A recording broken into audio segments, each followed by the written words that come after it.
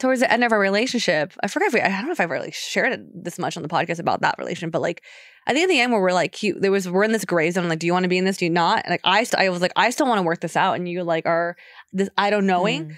On top of the I don't knowing, you were avoiding me. And I was like, hey, like, and that's not building a house. Exactly. That's not showing up. That's like that's in the lake. He's in the lake. He's taking a swim. He's swimming. And I'm just like, hello.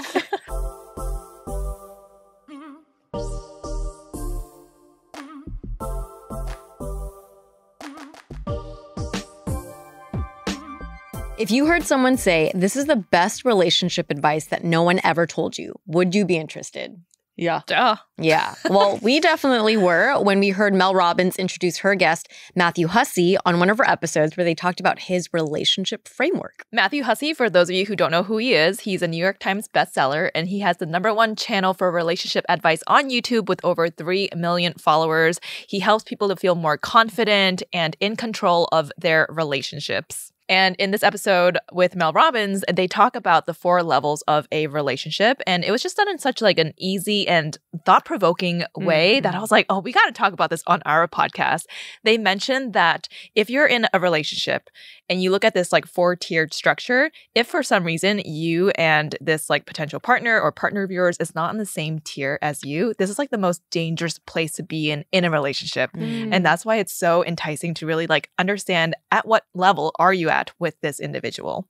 So we are going to dive into each one of these levels, but just to set the context for what these are, level 1 is admiration, level 2 is mutual attraction, level 3 is commitment, and level 4 is compatibility. So starting off with level 1, this is admiration. This is just you are interested in a person, you are attracted to them. I think we've all been here before. Say we're at like the Paris Olympics, right? And you see like the volleyball player. The volleyball player, one of the men's volleyball players walk by. You're just an observer and you're like, damn, he's hot. And then you see him play on an Olympic court and you're like, oh, wow, like hot, schmexy, compelling, all of the above, right? That is level 1. In this level, he probably doesn't even know that you exist. You know, it's unrequited. You're just in your own world and he's in his own world and you're just attracted to someone. So this is level 1, just one-way attraction. I feel like that I've been in level 1 like for most of my life. I've always admired from afar across the club or the dance floor. But I think when I think about this level, the clearest example I have is whenever I have a crush in someone in a K-drama. Oh, you know what I mean? Like, or I feel like and you have a poster of them up on your bedroom door. Yes, that Helen got for me for Christmas. Yes. So I think that's when I think of this level, it's like, yes, you just are so attracted to someone. You don't even really know them, but just something about them you just find very attractive, and you fantasize about this person, but no contact. Yeah, pure infatuation. Yeah. Yes. So I mentioned K-dramas for my attraction or my admiration. How about for the both of you? Paris Olympics fantasy. Oh. How about for you, Jay? Damn, I don't. What would be my like Trader Joe's? Timothy Chalamet? Timothy Chalamet at a Trader Joe's? That is true. Timothy Chalamet at Trader Joe's would be yeah. I like the pretty boys. I guess it would be probably just like celebrity crushes. Yeah. So the next level after admiration is mutual attraction. So at this point there's a little bit of, maybe a little bit of chemistry with you and this person. You're talking now and attraction is building more and more. But Matthew Hussey said in the episode, in this book, this is the most dangerous level to be in, because in this level is where you think this relationship is rare, it's special.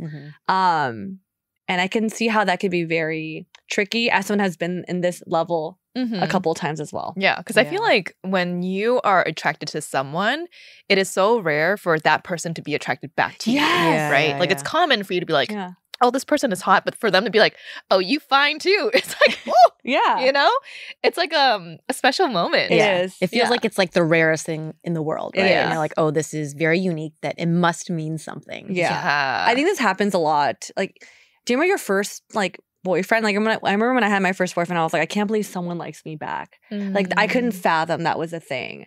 And then I also felt that way, you know, in my 20s. But I think the clearest example of level 2, which again is mutual attraction, and the danger of it is that a lot of people out there are in situationships. And I think this is the level where you're in. Situationships for me equals just level 2. And I'll tell you why I think it's very dangerous. It's because as someone who's been there, I think in the situationship, you're always telling yourself and the partner, like, we're not looking for anything serious. It's just like, we're attracted to each other, we get along, but, you know, I'm not looking for a committed thing. But what happens is that as you are, you know, doing the thing, you know, dating without titles or just like having fun, one person eventually always falls and catches feelings. And that's when it gets tricky because you're catching feelings because you're thinking like, oh my gosh, I never felt this way with someone. It's so easy. It's so casual. But then in the end, you're wanting something greater. The other thing that Matthew Hussey also mentions about this level is that, yes, the situationship is an example of level 2, but actually a lot of people who are in committed relationships and in marriages are also in level 2 because with the mutual attraction phase, it's also saying that like one person cannot give the other person what they want. Like, for example, you're in a marriage and one person decides like, I want to have children and a family. The other person says, well, I actually don't. That also can be a very tricky situation to navigate. I thought that was really interesting as a way to distinguish that you could even be in a, like, it's separate from like any like title or like stage of a relationship, right? So yeah, I think the difference between level 2 and level 3 is the fact that you don't maybe have shared goals or you're not on the same page, which is kind of scary to think about. But. It is.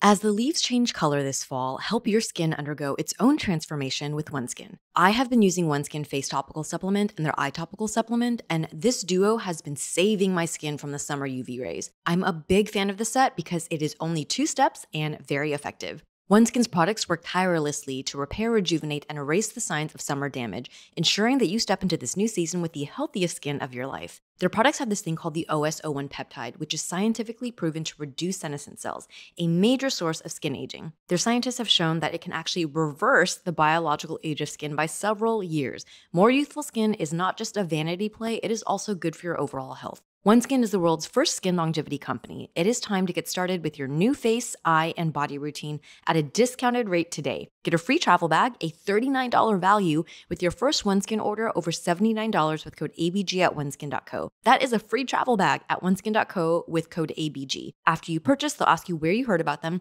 Please support our show and tell them that we sent you. We only have one body, one skin, and only you can choose to make it better. Age healthy with OneSkin. But for both of you, because I mentioned like I've been in a situationship, that's what I see as an example for level 2. How about for the two of you? Like, what are some examples that you had for level 2? Oh man, I think I feel like it's like, what was it? My mid-30s when I started dating more seriously. This is where I was in level 2 a lot with a number of people. And it could play out in a couple of different ways. I remember there was a person whom we went on like 4 dates. So to get to 4 dates means there's mutual attraction, right? Like you go on one date and you both decide you want to see each other again. And we both decided that multiple times. And then at some point, we just kind of mutually ghosted. And I feel like this is where it was like, okay, there was mutual interest, but whether it was we had different goals or maybe we just decided that neither of us were each other's person. There wasn't that like next level of commitment. It just didn't happen.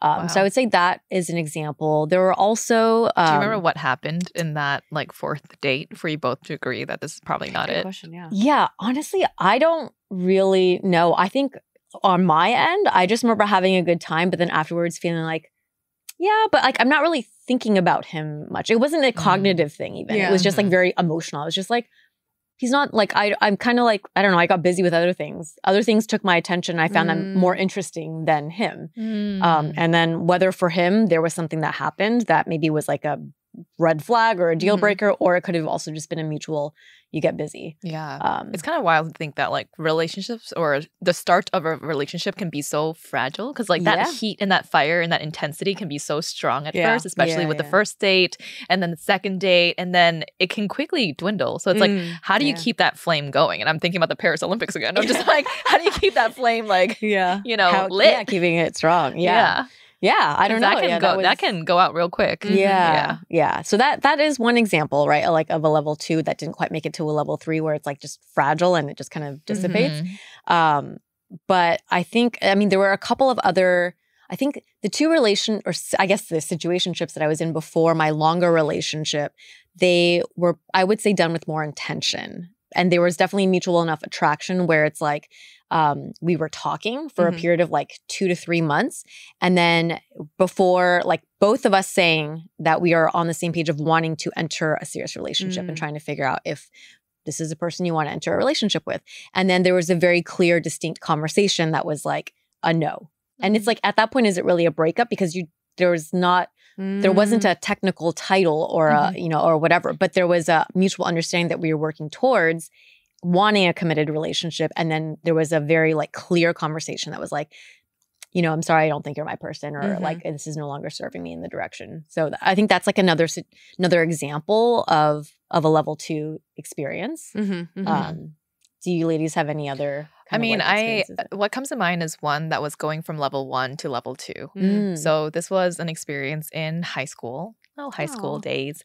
I think it was after prom, and my friend group and I, we used to always go to like the beach to watch the sun rise in a really like wholesome way where we're just hanging out and getting Wendy's and then just going to the beach and hanging out. And me and this one guy friend, I always kind of saw him as, there's a potential what if, there wasn't that like ick factor really with this friend that if he were to pull a move, I'd be like icked out by it. But he drove me back that morning after, I think it was prom, after the beach, and we were back at in front of my apartment, and out of nowhere, he's just like, I think I like you. And I was like, whoa, professing his love, kind of. And it kind of took me aback because I don't know if that was the best time. It's like early in the morning / really, really late. And so I'm pretty sure I was just like, oh, I like you too as a friend. Yeah. And I think he was like, no, I like you as more than a friend. And that's when I blacked out and I don't remember what I said, but I'm pretty sure if I put myself in the shoes of teenage Helen, I was just like, yeah. Like the emoji where it's just like the straight smile or it's like awkward, feeling awkward, don't know what to say. So I don't think I like turned him down, nor did I like agree with him either. Yeah. I think I said thank you. And then, like, it's the ultimate level 2 kind of, or no, level 1 not going into exactly. level 2. So this is where it's like a really dangerous place to be too, going from level 1 to level 2, because you can have that like attraction / especially when it comes to friendships. I feel like this happens quite often because when you get really close to a friend, you do wonder like, oh, could this be a little bit more than that? Especially if you don't really have the ick with each other. But then when that question was posed, I was just like, oof, this isn't it. And I just felt that immediately. And so what's sad is that this good friend is no longer a friend. Like it fizzled out that night. And then from that point on, I like didn't, put myself in situations where I was around him. And it was just kind of sad that that's what happens. But also that's the risk that you take to try and get to like the next level. That's true. That is very true. Actually, as you're sharing your story, I think of like Friends, like that, like the show, and like there's 2 examples. Like for example, like Monica and Chandler were able to like take it to level 3 and 4, right? Because they're like the mutual attraction, then like they like risk their friendship to become like a couple. But then you'll see Joey and Rachel, and I think when that happened, everyone's like, "Oh, really? Like, you're such good friends." But I think for them, they were able to eventually decide like we're better off as friends, and they were able to stick that way. But also with your story, I've been that friend. Who expressed that. I did it twice. I think for me, and this get it, girl. Yes, you know what you want. I'm a get it, girl type of girl. As someone who hasn't, again, like have had the feelings reciprocated a lot, I would risk it. And I think for me, it is dangerous because like there's 2 of my friends that I tried it with. And then one was like really early on. I was like, after college, I went back home and I was like, oh, like there's this friend that I've always like, he's just realizing how good he is. And I was like, we went on like one-on-one hangouts. It wasn't a date, but I was like, oh, I can see this happening. But I think in my head, I was like, it's not, I can't risk this friendship enough. You know, because it's been years of us being friends. And then the second time was so you never approached. Well, you did approach. I think I was just like, oh, you're such a good catch. And then we went on like one like really romantic hangout. Okay. Like we went to like the park. And did we feed ducks? Probably not, because I'm afraid of birds. But it was something like in the park. And I think I remember telling myself like, oh, should I just say something? But I remember it was like, oh, we're just spending a lot of time together, because I was back at home for a while. Okay. So you never like put it out there like explicitly. Yeah. I think you kind of tested the waters. I think, I tested, because I think he's just such a great guy. But then in the back of my head, I knew like, I just knew it wasn't going to work, because then I also like wanted other things in my partner that I know he didn't really have. And I was like, oh, like we'll just stay really good friends. Okay. And the second one, I told both of you about I know it. who this one is. Yeah, it's been a while. So it's been a few years ago. And it's like I met him because someone wanted to set us up. And I was like, at first I was like, but then of course, like I got to know him more. And I was like, wow, we like clicked so well. The chemistry was like really great. Like our friendship relationship was really strong. Like we became really good friends. And then I think at that point I was like, no one's hollering at me. I'm not hollering at anyone else. And I told him, I said, if you're willing to give this a shot, I'm open. But on a phone call or in person? FaceTime. Okay. Yeah. We FaceTimed. And I always said to him, I was like, I'm willing to give this a shot if you are. But at the same time, I'm perfectly fine as just remaining friends. Oh, that's a nice, takes the pressure off. It does, but at the same time, like it kind of doesn't on the other side. So I was like, so I was risking it, which is scary. But then in the end, he was like, you know, Mel, I just really like, I really, really value our friendship, and I want to keep it the same. And I was like, okay, I respect that. And we've been cool ever since. So I think it just like, I could see why level 2 is kind of dangerous, because you're playing this like what if game with maybe some potential partners too, or potential friends. He said, thank you. He said, thank you. He said, no thanks. But thank you. But you know, that's really cool that because I remember I think you had talked to us about it of like, should I not? I was like, you know what? Just go for it. You never know, you know? Yeah. He might be thinking the same. And I feel like you guys are not awkward at all about it either. Oh, not 100%. Yeah.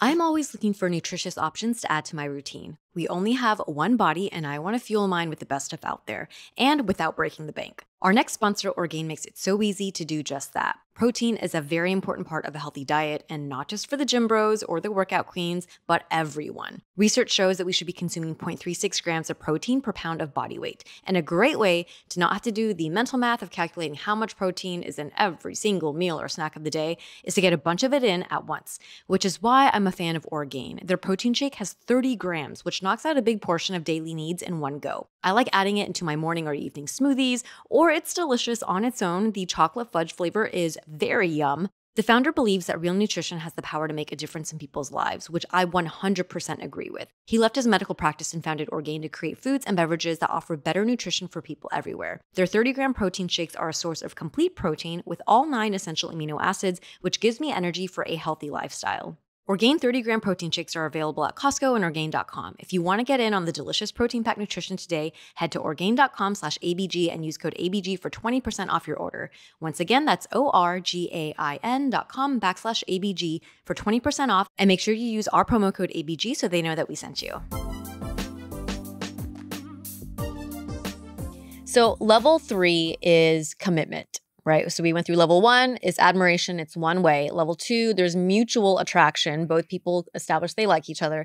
Level 3, though, the difference is that you're both saying yes to each other. There's mutual agreement of wanting to build towards something or shared mutual goals together, a sense of commitment.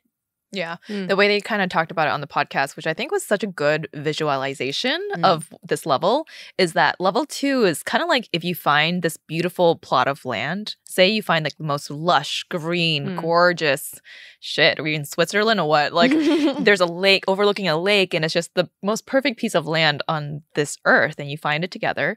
But to get to level 3, you have to be able to build together. It's like you have to have someone who wants to build a house with you, to build secret rooms with you that you can only the two of you know about. Someone that once this building starts to become weathered and break down a little bit, someone who's going to try and rebuild it with you and make it even better and fortify the space. So going from level 2 to level 3, if you're holding a hammer and this other person is just not holding her saw or something, then it's like, oh, where's she at? You know, that's kind of the difficulty of getting from level 2 to level 3. If you're ready to build and someone else isn't. So I feel like that was just so beautifully put, because I think a lot of times this level is so confusing to people who are in a situationship, and they're like, oh, but I don't really know what we are, and is the commitment there? Is it not? If you think about it in terms of like, is this someone who's going to build with you? I think that's a really good way to visualize what commitment kind of looks like. So thinking about level 3 from your past relationships, is this a level that you have gotten to, a really good, like, committed relationship? Yeah, I would say, I mean, I very publicly, to all of you on the podcast, made Everyone's a commitment. like, Janet, we know. Yes. Made a commitment, and, you know, with my partner, and we started building together. We, you know, moved in together. We intertwined our lives, our social circles, all of that. And this is where we were talking a little bit about, like, what's the difference between level 3 and level 4, right? Because, like, level 3, you're committed and you're building together. Level 4 is where you're trying to figure out if you are compatible. And I feel like we went to level 3 very quickly and made that decision to be committed. And we're like, what do you want for your future? What do I want for my future? Cool. We're on the same page. We want it with each other. And then I feel like we went from level 4 and we were trying to figure out if we were compatible. And that's where it kind of like slid off. But yeah, I think that was, I guess for me, it's like insightful to think that these are stages that aren't necessarily like abided by time, I guess, because I think it was interesting to me that level 3, we kind of just like went in, like we figured it out in like a month to 3 months. How did you get from level 2 then, mutual attraction, to like level 3 so quickly? Yeah. I think it was because we were both very clear on what we wanted. Like I had very clear goals. He had clear goals. And then we were like, yeah, mutual attracted, and we both have the same goals. Like, let's go. Yeah. You know? So I don't know, have you ladies had experiences of being in level 3 commitment and either going from 2 to 3 or from 3 to 4 or? Yeah, I feel like I have both. Like currently, I think with Ray, we went from level 3 to level 4 now. Like we're in 4. And this is the first time I think I've been here ever. But my previous relationship that was also on the podcast from season, was it 1 or 2? Girl, we've been through all your phases. Fuckboy episode 2. I know. We've grown so much. Yay. So much. But I, like, as you're talking about the example of like, you know, you have this plot of land, you're building a house. If I reflect on my first relationship on the podcast, I think that we said yes to each other. But I think we said yes, not knowing what commitment actually looks like. Because I feel like in essence, we started building the home. But halfway, we're like, we wanted the cheap materials. You build a shack. It's kind of like MASH. But yeah, exactly. The mansion apartment with a shack and house. And the S. And I think in some ways, like I was like left holding the hammer. I'm like, do you want to finish this with me or like not? Because I think in the end, like I think the mutual attraction was so strong that we're like, yes, like let's do this, you know. But I think as you're going through the relationship, you realize like it's not even one, we're not compatible, but two, I feel like our yeses are different, and like. I think when you're in a relationship and you're noticing things like, you know, your conflicts, you're brushing under the rug, or you're not feeling completely safe, or you don't see strides moving forward. That's when I'm just like, oh, this commitment isn't really that committed anymore. What are some examples of those things? Like I think the one thing I just said is like when we used to fight, I feel like nothing was really resolved. And to a point where like I felt uncomfortable that I just like wanted to brush things under the rug. And I was like, that's not really healthy for a relationship. Like you're not really growing from conflict. You're just avoiding it. And the biggest thing is I felt as if the breakup for me was a clear sign of like, wow, we're not really like as committed as we thought we were. Cause like I find that's where I felt like I was left holding the hammer, because I was like, do you still want in on this? And he was like, I don't know. That's my biggest gripe with that relationship. Like the I don't know thing was like, it was dragging out for almost 2 weeks. I'm just like, if you keep saying, I don't know if you want this, that clearly means that you don't want it. Yeah. So just say it to me, and versus having me tell you like, I guess we should, if you don't know what you want, I'm going to cut it off now then. Because I think at that end where I felt like I was choosing myself in the end versus you choosing, it just pissed me off. Yeah. That like pisses me off hearing that I don't know. We forgot, don't do that. Right? I don't know. I mean, I guess you could do that. I don't know, because there's always like this gray area of like, you don't know. Right? But it's annoying to be on the receiving end of that. Yeah. And I'm just like, I think in that like, towards the end of our relationship, I forgot I don't know if I've really shared it this much on the podcast about that relationship, but like I think at the end where we're like, we're in this gray zone. Like, do you want to be in this? Do you not? And like, I was like, I still want to work this out. And you like are this I don't knowing. On top of the I don't knowing, you were avoiding me. And I was like, hey, like, and that's not building a house. Exactly. That's not showing up. That's like that's in the lake. He's in the lake. He's swimming. And I'm just like, hello. I don't know how to build this house. I need a manual. Where's IKEA? But I think that's what pissed me off. I'm just like, and I think it's hard because like this is like a tangent, but I understand if certain people like need space to like process. But just tell me you need space for us besides being like, I don't want to talk right now. I'm just like, this isn't really mature to me. It's not really respectful. At that point when I was like, the I don't knows, the avoiding, I just felt like as a person, like I can't really respect this and I need to respect myself and choose me. I'm going to be like, I don't want to do this anymore. Like I just feel very like not really thought about. And I think for me at that point, you're not saying yes to me. So I was like, I'll say yes to myself then. And that's when I was like, it's not. I think we hit a little bit of level 3, but we definitely like did not reach to level 4. Did he ever try and come back? No. Yeah. That's when I knew. Yeah. Like didn't even try. So I was like, okay. Some say financial crime is victimless, but that definitely isn't the case, especially when it ends in murder. You need to check out Money Crimes, a new show hosted by best-selling author and entrepreneur Nicole Lapon. Money Crimes is about the world's biggest financial scandals and how they can spiral out of control in ways you would never expect. From cunning Ponzi schemes to cutthroat politics and even murderous con artists, you'll learn that the finance world is more dangerous than you ever imagined. And most importantly, how to protect yourself from it. Money Crimes is a Crime House original powered by Pave Studios. New episodes release every Thursday. Just search for Money Crimes. That's MoneyCrimes.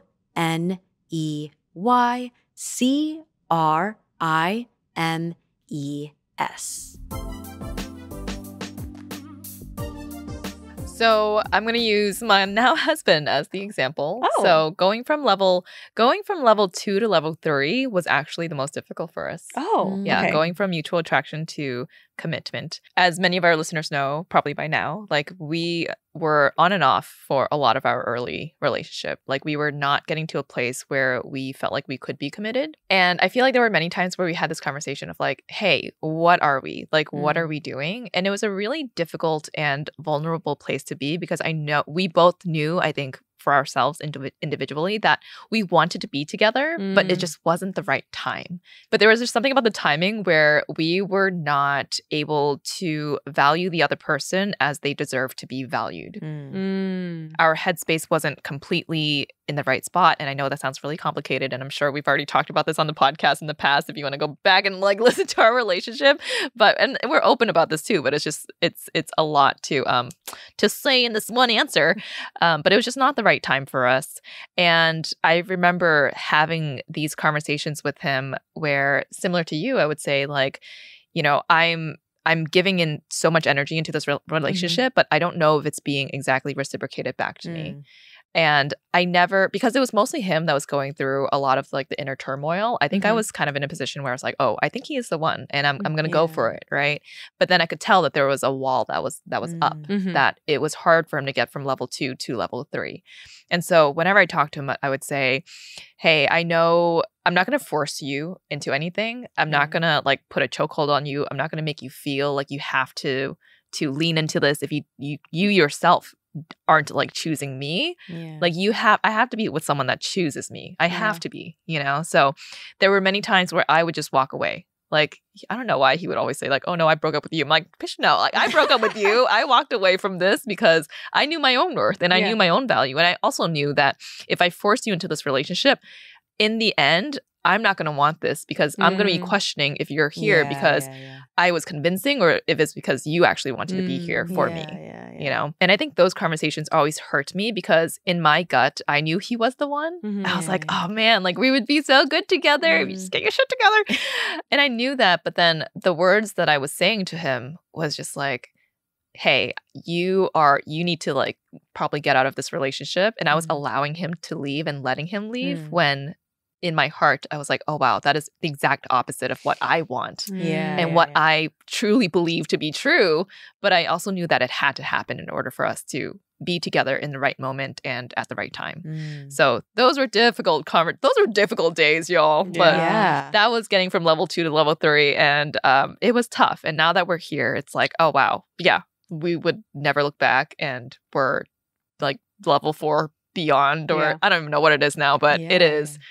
That was for sure the most difficult time for us. So actually in the podcast, they talked a lot about the challenge of between level 2 or getting from level 2 to level 3 oftentimes requires that hard conversation. Yes. And that's like that. So do you have tips for anyone out there on how did you approach these conversations? Like, would you bring it up? Like, what was that experience like? I think it was usually, we were both pretty good with our communication. So either he brought it up or I brought it up. And then it always just got to a place where it was like kind of like the I don't know, kind of like the, ooh, I don't know. Not like, giving a clear answer. Exactly. Like, I think you are right. But then, and he would just, the thing is we had just gone out of like a relationship ourselves individually with people that we thought were going to be our forevers. So it was just a really difficult time. I was only 25. Like I was still really young, and we're both young. I think he was still 29. Like we're young and we're confused, and we just so happened to be together at the perfect time, which is crazy because it's like I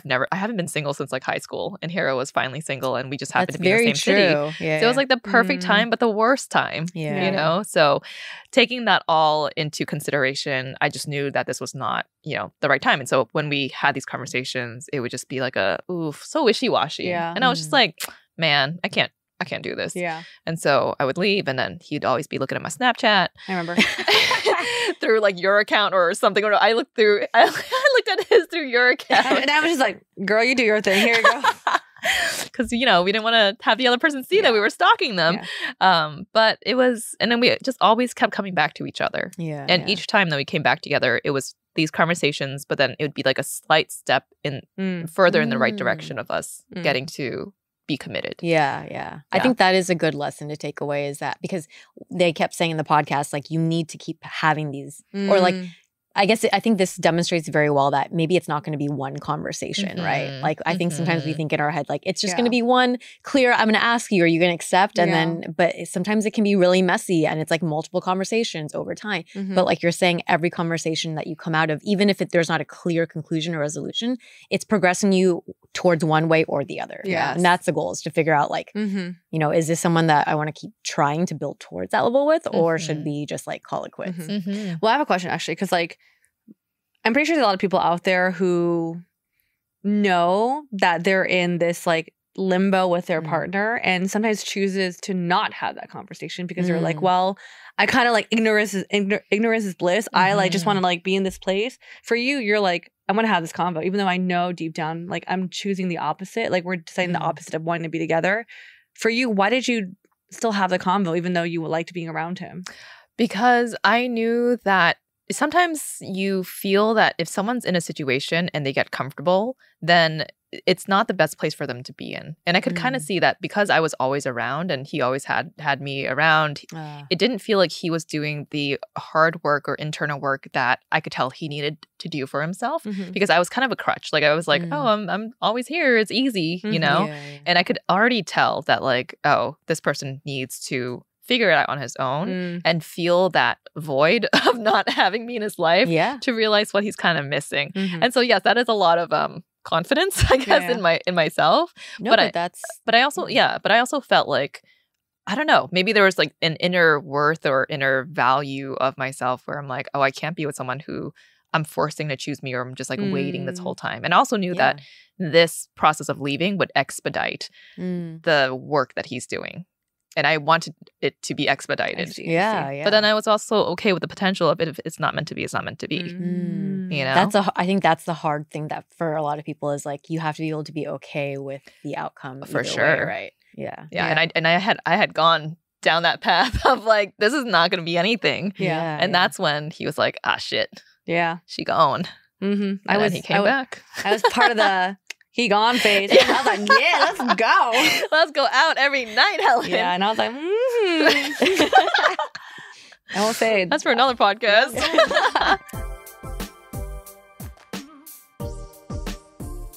To all my wonderful parents and caregivers out there, let's talk about those unforgettable moments with your little ones. The first steps, the giggles, the boundless energy. But let's be real, with a growing and wild child, those moments can also mean unexpected messes, which is why I'm excited to share something that's been a lifesaver for us, Pampers Cruisers 360. Pampers Cruisers 360 is the must-have baby-proof diaper. These slide on like a pair of pants, unlike ordinary diapers with tabs or tapes that your escape artist can rip off. And trust me, thanks to its 360-degree stretchy waistband, it can help save you from some serious messes and keep your baby comfy. With up to 100% leak-proof protection, you can let your little one explore and play. And when it's time for a change, it's as easy as ripping the sides, rolling it up with a disposable tape on the back, and you're done. Simple as that. Try Pampers Cruisers 360 with the new Pampers Free and Gentle wipes for healthy baby skin. They're made from 100% plant-based cloth that grips the mess. With Free and Gentle, mess meets its match. Let your little one live wild and mess-free because every adventure should end in smiles, not cleanups. For trusted protection, trust Pampers, the #1 pediatrician recommended brand.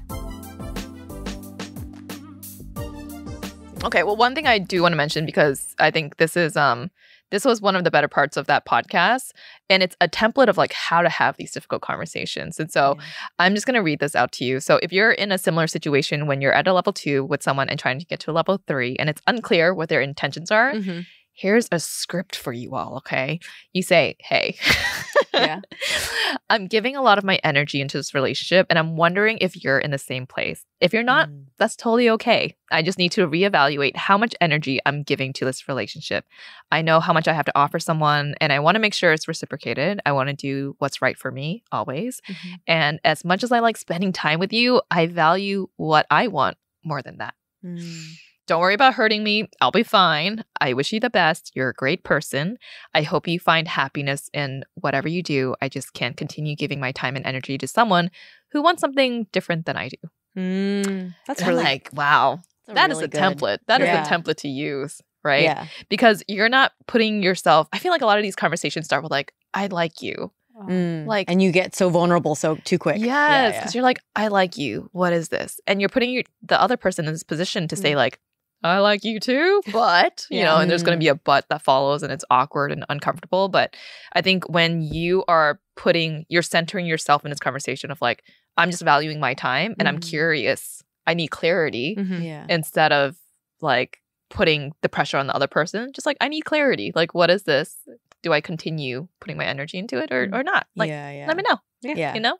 You're very right. I think if you start with your emotions, you make the person feel like if they say no, they're hurting your feelings, which is like then no, they're going to be inclined to feel like a little bit trapped. Yeah. But yeah, the script is very practical and like telling them it's not going to hurt my feelings, even if maybe you feel like it might. But at least if you present it that way, you'll get a more true answer, you know, from that person. So. Actually, have you two been in this position before where you had to have this type of conversation?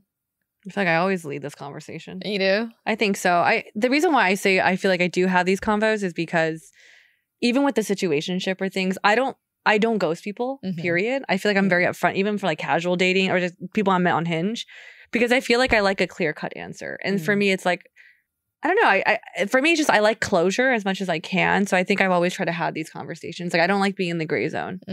And so I'd rather have that tough convo than not. Yeah. I'm trying to think. I mean, all conversations I've had, if they it would lead to a breakup. So it's a little bit different. It's more of a conversation you're having like in level 4, I guess, where you're already trying to figure out if you're compatible. The conversation of getting clarity on defining the relationship. I'm trying to remember. Actually, maybe that's different then. If you're defining as so is this comment to define the relationship or just like defining if you're committed or have reached a level of commitment? And you know what I commitment as like, you know, the title, boyfriend, girlfriend, or something more than that. What I liked about the template example is that it didn't like you were saying, it didn't center around the way you feel. And I think my way of doing that in the past has just been like not talking about how I feel, but just being like, what are we? And trying to figure out what they feel first without me showing any of my cards. But the way that they've articulated it in the template is so much better than me just being like, so how do you feel about me? Or like, what do you want? Or like, what are we? So I think I had this conversation, but with much more juvenile language and just and it's probably like showing in my face, like either I'm pissed off or like, I'm like, how you feel about me? Or I'm like, you know, like really nervous, like, so how do you feel? And then you're begging, then you're showing you're kind of like begging, persuading them a little bit, right? Or like making them feel like, but I would say that in the past, I've tried taking that approach where like my tendency was because I'm vulnerable, I want to protect my feelings. I'm first trying to figure out, where do you stand? What do you want? Yeah. You know? Or you become just smaller too in that conversation. You're nervous. You're afraid of the answer. Yes. Yeah. I feel like you're like all about the labels and the commitment. Yeah, you're very clear on that. I feel like I'm a little bit of the opposite. I'm more like, what about you? What do you want? Let me see. I think for me, the reason why, and this may be the control thing, is like if I were to lead it, I'm in control of the conversation. Yeah. If I ask, how do you feel? I'm going to be guiding my reaction based on what you feel. And I was like, but here's the thing. I'd be like, why did you do that? You know, well, I don't want to be on either side of these conversations. Because I'm trying to think like, I'm really upfront, but I think sometimes I'm really upfront, but deep down I might feel a little bit differently. I might feel more vulnerable and emotional deep down, but I will lead this conversation as neutral as possible. You know? With Ray, was it pretty like simple? He was upfront with me. I was like, oh. So he led. Yeah, I told him, he said to me, was he like, what are we? Or what did he say? No, he just said to me, like, really, I was like, I really like you. Like, even our first date in person, he's like, I really want you to like me. Oh, I was like, damn, all right. And I think for me, it's the first time someone was so upfront with me that way. And I was like, a little turned off, to be honest. I'm so not used to it. Because you're so used to having to chase for it, I'm a chaser, so I'm just like, oh, you know, it's really great. Yeah. Give me some time. Yeah, you know, I might need some time to figure it out. But I was like very, you know, how you like upfront. I'm like, oh, I'm just not used to having someone so upfront with me, and I might need some time, and you know, whatever. Having that conversation on date 1. I know. So what are we? Yeah, I wouldn't. No answer. Yeah. Okay. So that was level 3. We're gonna move into level 4 now of compatibility. So Matthew Hussey says that love is not everything that we need. It's not everything. And that's so cliche where it's like, oh, love is all you need. But no, you need compatibility. Okay. So 2 things. To know if you work together, right? The first one is, can we get our fundamental needs met in this relationship? Knowing what your fundamental needs are and validating whether or not this person fulfills them. So, for example, if you have a friend who always dates someone who likes to drink, and then they go on to marry someone who doesn't drink, right? If you were to ask them, like, "Hey, you married this person who doesn't drink," I thought that was like a necessary thing to like check off, a box to check off. Likely the person will say, because they married them, like, well, you know, we only drink like twice a month, and perhaps this person, every time they go out, they can get a mocktail, they can still like have a good time and still be present and all of that. It's not a huge factor. At the end of the day, what matters is that this is a good person, a really good-hearted person, perhaps a good wife, a good mother, my best friend, my cheerleader. Like those are the fundamental things, right? And so I think when you get to this level of compatibility, you're sort of going beyond the surface of these superficial things that I think in our 20s, or at least early in our relationship history, we've always been like, we need to have the dancer, the singer, or the, you know, there's a sort of specific label or identifier of this type of person. But then to be truly compatible, you have to have your like core fundamental needs met. So that's 1. 2 is it easy? Can you be yourself? Is there an energy match? Is there always some friction or underlying agitation, whether it's figuring out what to do on the weekend, what to eat for dinner? Does this person irritate you with things that they do on the day-to-day? If so, then maybe you are just not compatible. You know, like relationships should be easy, and they shouldn't be so difficult. So with that said, for the 2 of you focusing on level 4, since we all are in committed relationships or have been recently, let's talk about level 4 now and focus on that, on the compatibility factor and how that's played out in your relationships. I think I mentioned earlier, like this is the first time I hit level 4 with someone. I think everything you listed are things I do truly feel with Ray. And I think right now we're actually navigating level 4 because we moved in together. But the biggest thing that you shared on your list is like, it feels easy I think that's the thing we identified early on, is like, it's really easy to be with each other. And at first I thought it was an issue. I was like, oh, does this mean we're boring? But it really isn't, because I feel like now that we're in this like level 4, we're finding the fun within our own dynamic. And I think it's really cool. I think it's a really clear sign that it's compatible when you actually could truly, truly be yourself. And literally, as someone who used to care a lot about what people think in a relationship and trying to be my best, with Ray, I don't care as much. Like, I want to be a good partner, but I mean, I'm really gross, behind the closed doors. I had a feeling you were going to bring this up. Yeah. If not, I was going to bring it up. I mean, And so I think in some ways, like, even in our friend group, like, I'm just literally loud and me. And I feel like Ray is just kind of like absorbing it and taking it in. I feel like that's one thing. And I think the value thing is really something to really focus on, because I think we do have very similar core values that unite us at the end of the day. Like, we both really value our family and like our careers. And I think, like, for example, when I see him grinding with his job, it makes me feel like I want to find something. Like, I want to make sure I'm like doing I'm doing work that I'm proud of, so we could feel that mutual respect for each other. And see him interact with his family, I'm like, I'm the same. And for me, it's also, we both really value our friendships. So to see him always make an effort with his friends from back home and him making an effort with my friends and vice versa, I'm just like, oh, like, a lot of these core values really line up. And I think this is actually what drives us forward. So I think we're still finding more things we're compatible with in our relationship in level 4. Wow. Have reached level 4. I mean, also, you both have, like, I'm curious to hear, like, as like, you're part of my value system. You guys are my friends. Like, I don't know if you probably noticed some things. You notice how I am with different relationships with this one versus others. I mean, this one I feel like it is more compatible, but you guys are more opposites. Yeah. And I think in the past, you've always gone for someone who's a little bit more like fiery and matching sort of like Mel's level, which is quite high in terms of like, I don't know what the word is, but like, woo. So this to me at first was like, oh, is that mismatch? But if not, but it's not. It is definitely more compatible. Like, he balances you so well. And you have a side of you that is just like, I just want to be a vegetable state. I just want to be relaxed and watching my K-dramas at home. And I need someone who is down to do that with me, but also down to like be down to do other things also. Yeah. And he's like the perfect match for you there. Yeah. Perfect match. I think it's funny because there are times, like, literally in New York, he was like, oh, I feel like we've been home all day. We should like go out. Like, we should go out to like to the club, or like he like wants to check out like bars. I'm just like, what? Like, I was like, I'm okay staying in. But I think he forces me to like be more extroverted. And I was like, okay, like there's an adventure side to him that I'm like really appreciate, because I'm like, oh, cool. Like, if I dated like another vegetable, it would just be like just be a salad. Exactly. Salad. And Mel does not like her salads right now. But yeah, I think I think the compatibility thing is also like not the two. It's like being compatible isn't just the same type of person. It's also like the balancing act, I think. Yes. Yeah. Actually, a core part of that, I think, is that he meets your needs, right? Like, so you might find someone that you think you might be compatible in like shared goals, but can he give you what you need in a relationship? And I've seen in past relationships that you've been in where the guy is not able to provide you with what you need. And I think that's a key thing. So that's definitely a very level 4 characteristic of your relationship. Yeah. How about you? So when I reflect back on like the serious relationship that I was in, I feel like we were in level 4 trying to figure out our compatibility. And the thing that started to go probably first was not having our needs met. And I can't even like think of specific examples, but I think it was a mutual, like there was an aspect of maybe what I needed to be supported in a certain way or needed my partner to be understanding of that maybe bumped up against something for him and vice versa.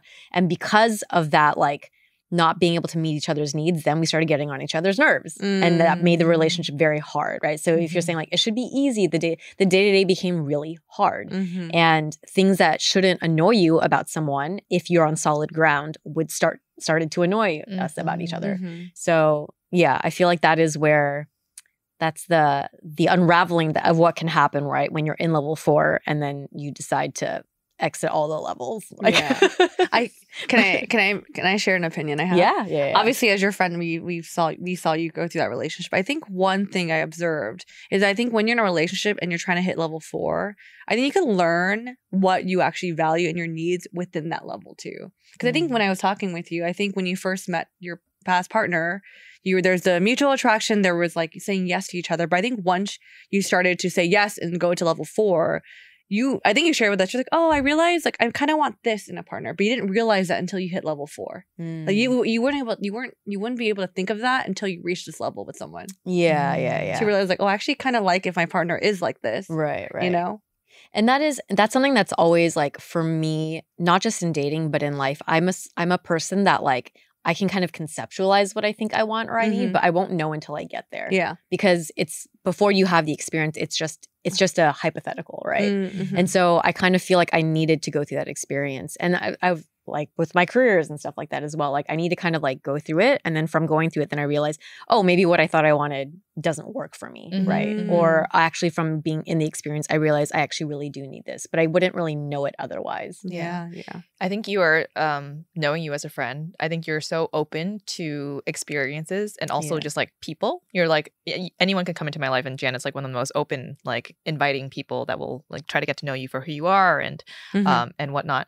Based on this relationship and the experience of going to level 4 with this past ex, what are some things where you're like, oh, this is what I need in my next relationship, instead of getting to that place again to level 4 with someone else and then refiguring out like, oh, again, this is happening. Like, what are some of those things that you're realizing that you can take into like level 1 or 2? Not 1, but 2 or 3. Yeah. I think the biggest thing, like I went into that relationship feeling like I wanted, I mean, here's the thing. Like, do I want to build a family and all those things? Yes, right. But I think innately, I am someone who cares a lot about my work. And as much as I might try to prioritize the relationship or maybe love my work a little less, if that makes sense, I just can't. Like, I mean, that's like a harsh way to put it, right? But I think I really need somebody who, or I need to be in a situation where it doesn't detract from me giving them what they need, if that is the case, if that makes sense. Are you saying like you need someone that could accept that you're going to put more hours to work? Yeah, it's not necessarily hours. It's like mindset too, right? Like my work is something that my work, and maybe that's like my identity outside of the relationship, is really important to me. So I think there is a level of like independence that I have that I've learned now from being in relationships. Like it's hard for me to not have that, if that makes sense. I don't know if that's like being very clear, but for following relationships, I think I've just my like hypothesis is like I will do better with someone who is also very wrapped up in their whether work identity or other type of things. And I'm not saying that like my past person didn't have that, but I think that maybe his understanding of wanting to build a home and my understanding, perhaps it looked differently, and we didn't know that until we, and then after that experience, I now reflect back on other people I have been at like a level 2 with, and also got the comment like, you work a lot, or you think about your work a lot, or something like that. And it's like, and I've tried to address that where I was like, okay, then let me be more balanced, because it's true. I've spent so much of my life single and like focused on my own life, but now I realize like that's maybe a part of me I don't want to compromise so much. And so finding a relationship where they're okay with us having a lot of time apart, or like more of me being very much of an individual, I think is Yeah. No, I think it's you learn from past relationships, and then you bring that into your like future and next relationship. So I was just curious of like, what are some of the things that you found yourself in, especially in level 4, where it's like it takes so long to get there. It's like 4, you're climbing a big ladder with like really it's not a big ladder, but like big steps. No, this visual in my head. But it's good to know that like those are the things of like you being independent and knowing that you value your independence and also your career and your work, and you need to find that in like your next person as like a step 1 of like, hey, this is something that's important to me. Are you going to support me in this or not? And maybe my presence in the home is not going to be as traditional, if that's, Trad wife. The reel that Janet just put out. It was so good. The trad wife content. Oof. Well, what a journey we've been on with this relationship, huh? The stall at level 2 and 3, and then the 3 to 4. I would say compatibility for us was always a little bit easier. I would say like Philip and I are not perfect, but I think he is the closest person that I could be with that is a level of perfection in a sort of relationship. You know what I mean? Like we butt heads a lot. We are both stubborn. I think we're both leaders in a certain way. And so when it comes to doing certain like chores or activities, we both have like a viewpoint of how it should be done. I think you both know this about us. It's like, what's the best way to do it? What's the most efficient way? And then we both have opinions on that. But I think over time, we've learned to communicate with each other. So we're never pushing each other's buttons to the point where we're like super butting heads, you know, we're opinionated, but we're like, all right, I'm tired. You do it then, you know, and then we'll see what happens kind of a thing. But talking about this level, I think we're so compatible in so many different ways. Like for those of people who know us, we're kind of similar. We're kind of like the same person, but I have more golden retriever energy. Yeah. Right? Is that, yeah. I was just thinking about this the other day, and I'm like, I think the difference is that I'm more of a puppy. But I think what I've realized matters the most in terms of compatibility is that, yes, we have like the romantic connection, because otherwise like we're basically just friends, right? But what matters the most is that it feels like he is my teammate for life. And that is something that I didn't realize until I got to level 4, right? Of like who this person is and how our relationship has actually developed and like climbed this ladder with really big steps. Like how we've gotten there, this is where we are now. After having a kid, the biggest thing is a teammate. And that's where true compatibility to me is, right? Like even for this like podcast, if he knows I have a podcast day, he already knows he's doing drop-offs and pickups without even asking.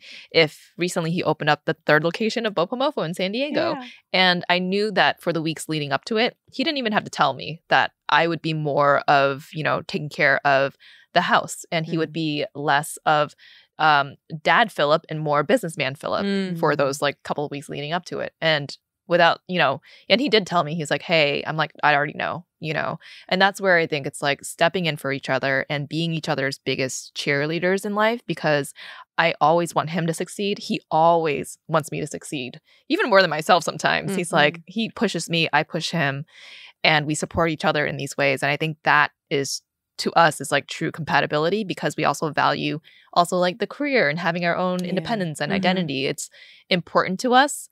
And so we show up for each other to support that. And I think that's what breeds, I guess, the compatibility between the two of us. It's being each other's teammates and biggest cheerleaders. And that definitely isn't something that I thought in my 20s was like, oh, this is the criteria that I need. You know, and I just want to set up someone like hot, you know, the surface level stuff. But now this, I still got the hotness.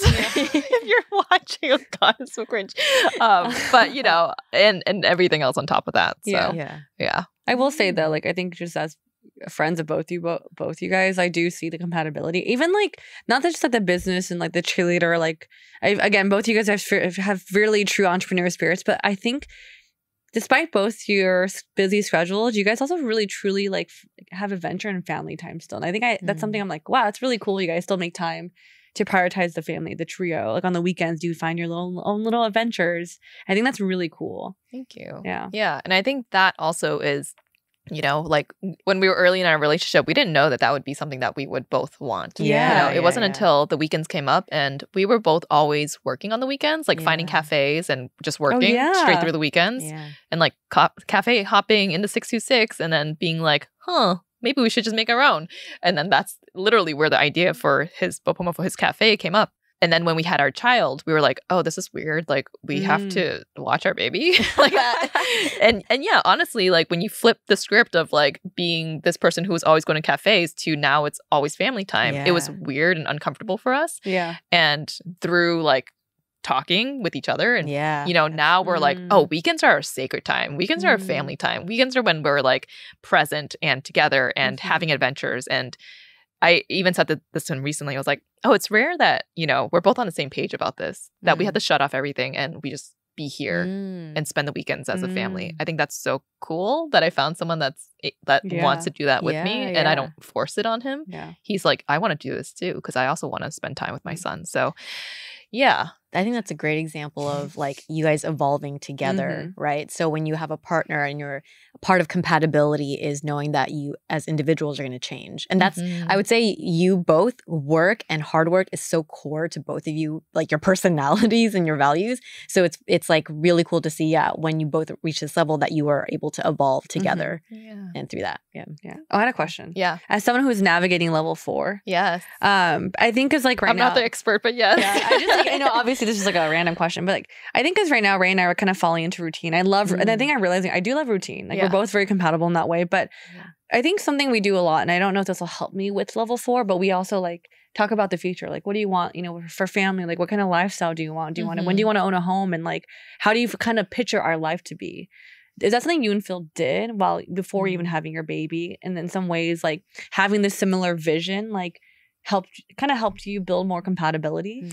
I think it did. I think it did. I think we both knew that we wanted to move out of downtown and that sort of an environment before having a child. And that's why we were looking at homes together where we were not. I mean, I don't know if this is compatible or just like not on the same page, but the house that we chose was one that I did not see potential in. And I was like, this is not going to be it. And it was we had to flip the house, right? So I couldn't see the potential in it. And he was like, this is it. So when we bought the house, like I was only 70% in. And that's where, I don't know if it's compatible or just like preferences or whatever it is, but we were not on the same page. But I think the visual of like wanting to have a house and wanting to raise a family was important. And at least we knew that at the foundation, like that is what we wanted, to find like a house, whatever it was, and to like a single family house that we could raise our child in. So timeline, we were on sort of the same page. We always talked about it. Even with like our engagement, I'm pretty sure we were open about talking about that because we've been going out for so long. Yeah. But yeah, I think it's important to have like a similar vision for your future, and then who knows what it's going to look like. As you're building it, you have to be flexible too. I was flexible, and I'm like, I love my little house now. So you have to be flexible and trust the other person, and then if they're wrong, then you got something on them. Yeah, that's true.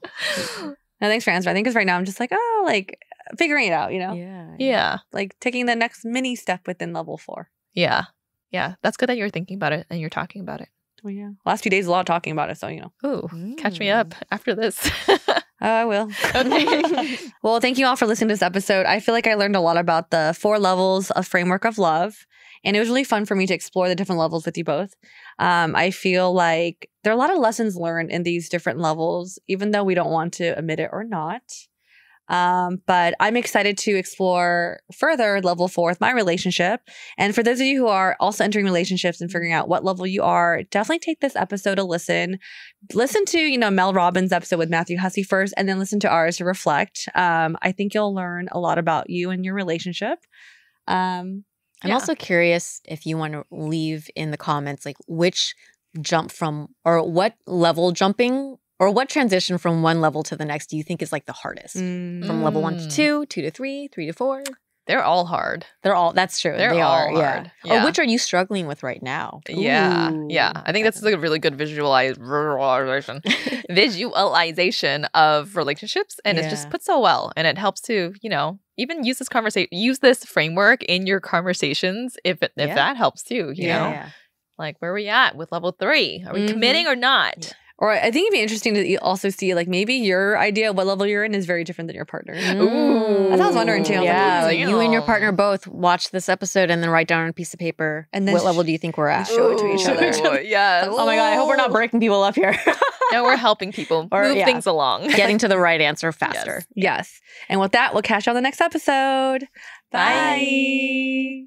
And before we wrap today's episode, we wanted to give a quick shout out to our ABG Bestie of the Week, Yummy Liang. Yummy. I love your name. I might take it for my future child. Oh, yes. So cute. It is a cute name. Yummy. I like it. Yummy. Thank you for being our ABG bestie, and we will catch you in our next Dear ABG. Yes. So for any of you who are not signed up for ABG Besties, check out the link in the show notes and sign up and have this intimate one-on-one time with us. Actually, one on like a group of people. Yeah. But we're all hanging out and chatting. It's so fun. It's one of our favorite things. Yeah. Yeah. Thanks, everyone. See you there. Bye.